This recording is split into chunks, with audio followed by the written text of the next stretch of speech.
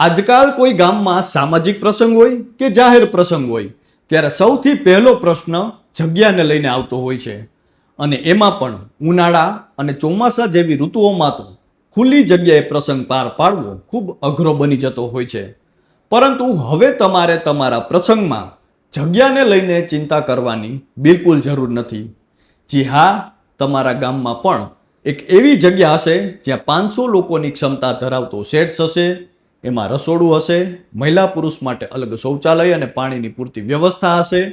સાથે જ એવી સુવિધાઓ હશે જેના વિશે સાંભળીને તમે પણ આશ્ચર્યચકિત થઈ જશો. તમે કહેશો એ કોણ બનાવશે?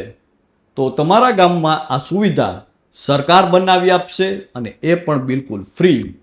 હવે તમને થતું હશે કે શું અમારા ગામમાં પણ આવી સુવિધા હશે અને આવી જગ્યા બનશે તો કેવી રીતે બનશે, અને હા, એમાં શું સુવિધાઓ હશે?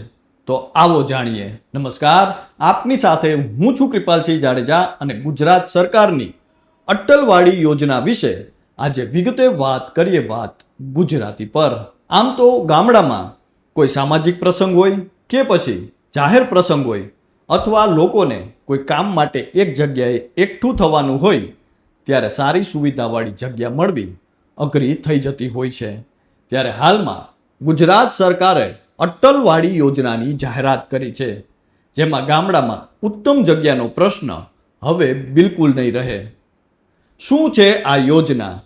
ગુજરાત સરકાર દ્વારા શરૂ કરાયેલી અટલવાડી યોજના ગામડાઓને આધુનિક સુવિધાઓ આપવા માટે બનાવવામાં આવી છે.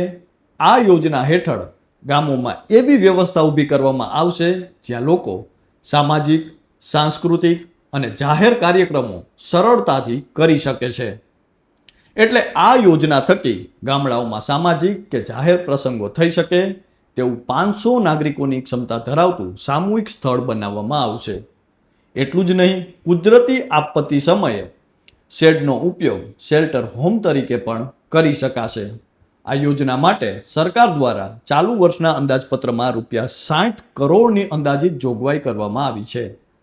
આ સંદર્ભે વધુ વિગતો આપતા ગુજરાત સરકારના પ્રવક્તા મંત્રી જીતુભાઈ વાઘાણીએ જણાવ્યું હતું કે આ યોજના હેઠળ ગામડાઓમાં સામાજિક અને જાહેર પ્રસંગો એક છત હેઠળ થઈ શકે તે પ્રકારની 500 લોકોની ક્ષમતા ધરાવતી અટલવાડી બનાવવામાં આવશે.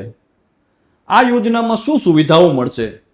તો આપને જણાવી દઈએ કે અટલવાડીમાં આર્ક શેડ સહિતનો મોટો ઓપન હોલ, રસોડું, મહિલા અને પુરુષો માટે અલગ શૌચાલય, પીવાનું શુદ્ધ પાણી, એ ઉપરાંત અન્ય સુવિધાઓ, પ્રાથમિક વ્યવસ્થા ઉપલબ્ધ કરાવવામાં આવશે. આ ઉપરાંત સામાજિક કાર્યક્રમો માટે જરૂરી સુવિધાઓ ઊભી કરવામાં આવશે.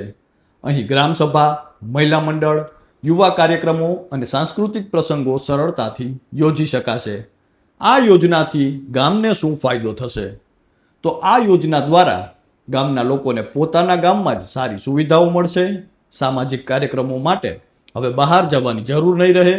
મહિલાઓ અને યુવાનોને નવી પ્રવૃત્તિઓ માટે પ્રોત્સાહન મળશે અને ગામની એકતા વધુ મજબૂત બનશે.